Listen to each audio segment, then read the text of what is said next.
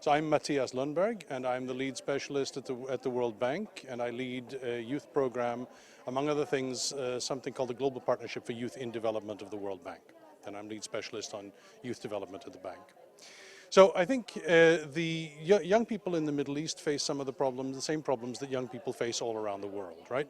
Negotiating adolescence, negotiating young adulthood, making the transition from school to work.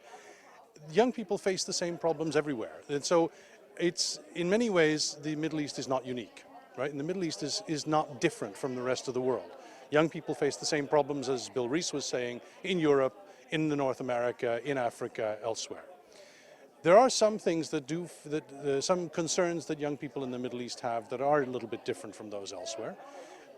Such as the fact that markets seem more constrained. It's difficult for young people to get into businesses. It's difficult for them to start businesses.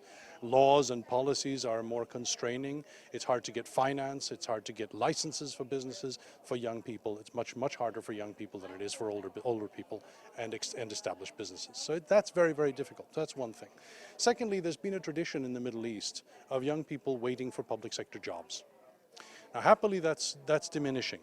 But there has been a tradition of young people waiting for years in order to find a civil service job, because that was seen as the ideal, as the pinnacle, the most advantageous sort of employment was in the public sector. Salaries are good, burden is fairly low, you get good benefits and so on. So everyone wanted a public sector job.